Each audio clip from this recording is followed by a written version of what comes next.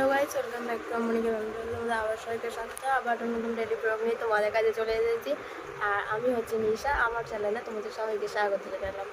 আবার একটা নতুন ইভিনিং দিয়ে তোমাদের সাথে ভিডিওটা আবার স্টার্ট করলাম। তো চলো আজকে সারাদিন কী করে না করে সেটা দেখতে হবে। আর আজকে হচ্ছে সানডে, রবিবারে বাজার। মার হাফ কালকে বাজার হয়ে গেছে। আজকে মাছ মাংস টুকিটাকি কিছু জিনিস কিনতে গেছে। চলো আজকে কি রান্না বান্না হয় সেটা দেখা যাক। আর আজকে সারাদিন কী করি সেটা দেখা যাক। চলো। আজকে প্রচুর গরম পড়েছে, বাপরে বাপ। তার মধ্যে আবার কালকে রাত্রিরে কারেন্ট ছিল না। ভাবতে পারছো এত গরমে কারেন্ট না থাকলে কি হয়। তো চলো দেখতে থাকো আমার ভিডিওটা। আর আমার ভিডিও যদি ভালো লাগে তোমরা অবশ্যই একটা লাইক করো অন্তত। এখন আমি করতে উঠেছি। আর গপু বাইরে বসে আছে, মা বাজার গেছে, আর ঠাকুমা ঘরে কাজ করছে, মানে ঠাকুরের বাসন ধুচ্ছে। হ্যাঁ চলো দেখাচ্ছি তোকে, বল। এই যে এখানে মাছ মা এনেছিল, আর এখানে সব সবজি এনেছে, আর আমি মাছটা ধুয়ে নিয়েছি। আর কত মাছ দেখো আজকে কাটা পোড়া, তার সাথে এরকম বড় বড় চিংড়ি আর মাংস। আর আজকে আমাদের রান্না হবে পোলাও মাংস। এটা রান্না হয়তো তোমাদের যে পোলাওয়ের রেসিপিটা তোমাদেরকে দেখাবো। তো চলো আগে নুনদা মাখিয়েছি আমার। তো এখানে পোলাও বানানোর জন্য চালটা ভিজিয়ে রেখেছিলাম, তো মা জলটা ঝেড়ে দিয়েছে।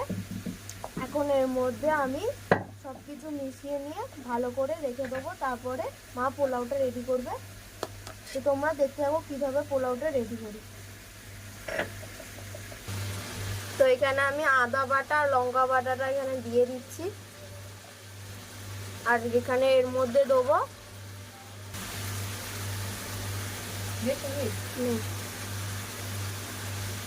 তো এর মধ্যে আমি হলুদ গুঁড়োও দিয়ে দিচ্ছি। আর এখানে আমি ঘি দিয়ে দিচ্ছি। সবটা ফেলে দিলাম।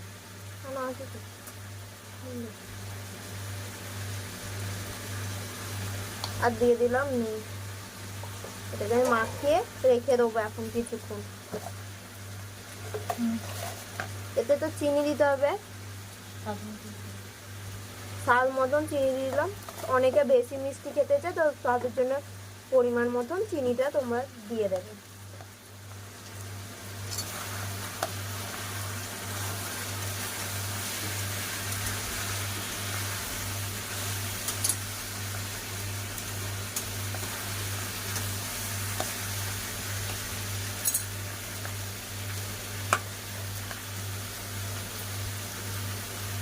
তো এটা আমার ভালো করে মাখানো হয়ে গেছে। এটাকে আবার আমি একটু শুকনো করতে নিয়ে নেবো।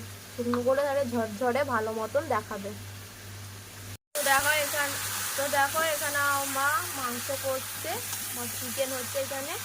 আর এখানে লোকেদের জন্য পটল ভাজা, বেগুন ভাজা, শাক ভাজা হয়েছে, ঠাকুমার এক পিস মাছ ভাজা।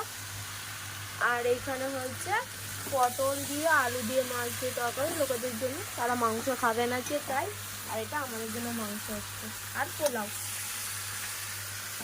তো আমি পোলাওটার মধ্যে তো গরম মশলা দিতে ভুলে গেছিলাম, তাই এখানে আমি গরম মশলাটা দিয়ে নিচ্ছি।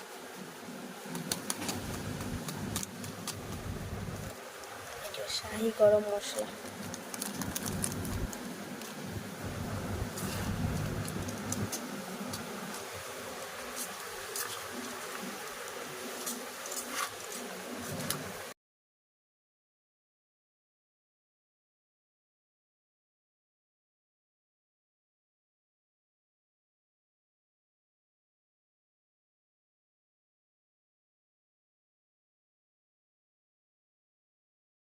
এই যে মা এই হাঁড়িটা করেও করবে, তোমাকে যেটাতে সুবিধা হবে তোমরা সেটাতেই করতে পারো।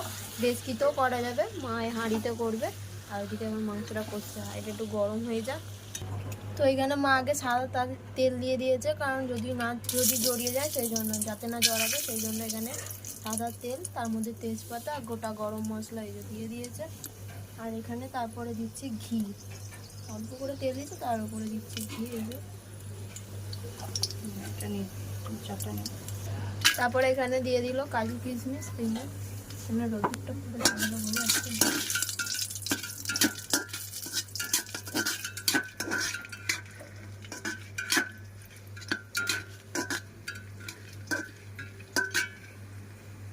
লাল লাল মতন হয়ে গেছে। এবারে পোলাওয়ের চাল যেটা আমরা মাখিয়ে রেখেছিলাম মশলা, সেই চালটা এবার দিয়ে দিচ্ছি।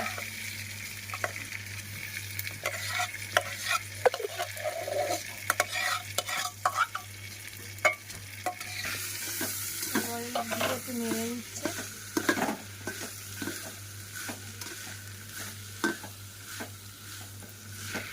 ভাজা ভাজা হয়ে গেছে, এবার যতটা আমরা চাল দিয়েছিলাম তার ডবল জলটা এখানে দিয়ে দিচ্ছে। এটা মোট 2 বাটি ছিল চালটা, 2 বাটি, তার আমরা মেপে 4 বাটি জল দিয়ে দিয়েছি তার দ্বিগুণ।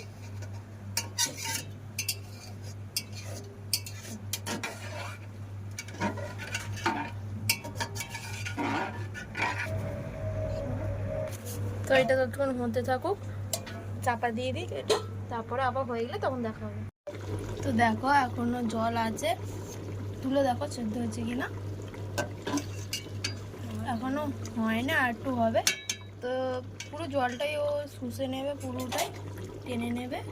তো হোক, পুরোপুরি হলে তার দেখা হচ্ছে।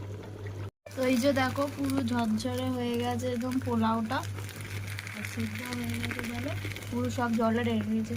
তো চলো এবার এটাকে খাওয়া যাক।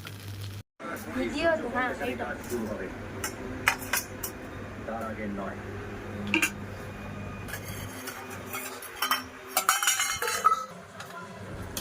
এটা আলাদা করো, এটা আলাদা। তো এই দেখো পুরো ঝরঝরে একদম পোলাওটা হয়েছে। আর এই মাংসটা আরো খেয়ে দেখি তারও কেমন হয়েছে।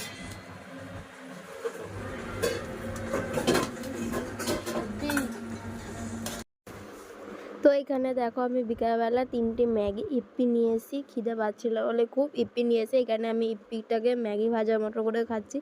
আর এটা একটা অন্য স্টাইলে আজকে ম্যাগি ভাজাটা করব। তো তোমরা দেখতে থাকো ম্যাগি ভাজাটা কেমন হয়। প্রথমে আমি 3টে ম্যাগিকে সেদ্ধ করে নিয়েছি, নিয়ে সেটা জলটা ঝেড়ে তার মধ্যে একটু ঠান্ডা জল দিয়েছি, যাতে না চিপচিপানিটা যেন না থাকে, চাটচাট যেন না করে।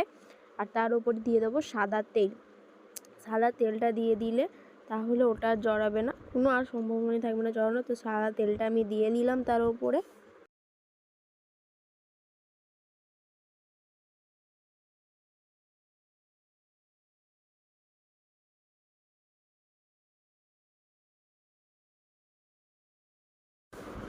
তারপরে আমি এখানে একটা কড়া বসিয়ে নিয়েছি, কড়ার গ্যাসটা জ্বেলে দিলাম। জ্বেলে এবার ওর মধ্যে আমি, তোমরা সাদা তেলও দিতে পারো, সরষের তেল, তো আমার তখন সাদা তেলটা ঢালা ছিল না বলে তাই সাদা তেলটা দেওয়া হয়নি। আমি এখানে সর্ষের তেল দিয়ে ভেজে নিয়েছি, সর্ষের তেল দিয়েছি। আর পরিমাণ, আর 3টে, তোমরা যদি ঝাল যেমন খাবে তেমন, আমি 3টে কাঁচা লঙ্কা দিয়েছিলাম এর মধ্যে, দিয়ে কাঁচা লঙ্কাটা ভেজেছি। তো কাঁচা লঙ্কা ভাজতে গিয়ে আমার হাতের অবস্থা খুবই খারাপ হয়ে গেছে। 2টো কাঁচা লঙ্কা ডানা এসে ছিটকে আমার একটা আঙুলে একটা হাতেতে এসে পড়েছে, খুবই অবস্থা খারাপ। দেখো এখানটা কেমন কেমন ফটাস করে ফেটে উঠলো, আমি খুন্তি খুন্তি ফেলে রেখে চলে গেছিলাম। তো এখানে একটু লাল লাল করে ভেজে নিয়েছি, নিয়ে ম্যাগিটা দিয়ে দিলাম। জল ঝরা ম্যাগিটা দিয়ে একটু নাড়াচাড়া করে ভেজে টেজে নিয়ে ওর মধ্যেই দিয়ে দিলাম ম্যাগি মশলা। ম্যাগি মশলা দিয়েছি, ইপ্পি মশলা দিইনি, কারণ আমার ইপ্পি মশলা থেকে ম্যাগি মশলাটাই বেশি ভালো লাগে। যেটা আগের ছিল তো সেটাই আমি ম্যাগি মশলাটা এখানে দিয়ে দিলাম, পুরোটা ম্যাগি মশলা দিয়ে দিলাম। এটা আমার বড়ো প্যাকেটের ছিল বলে আমি একটাই দিয়েছি, তোমাদের যদি ছোটো ছোটো যে এমনি ম্যাগি মশলা সেটা তোমাদের দিলে 2টো প্যাকেট দিতে হবে। তো ম্যাগি মশলাটা দিয়ে আমি এখানে আবার ভালো করে একটু নাড়াচাড়া করে ভেজে নিলাম। তারপরে এর মধ্যে দিয়ে দিলাম আমি একটু soya sauce half half half চিপি দিয়েছি, ওটার আমি হাফ চিপি সোয়া সস দিয়েছি, দিয়ে আবার ওটাকে একটু ভালো করে নাড়াচাড়া করে ভেজে নিয়ে নামিয়ে নিয়েছি। তো আমার এই রেসিপিটা তোমাদের কেমন লেগেছে অবশ্যই বলবে।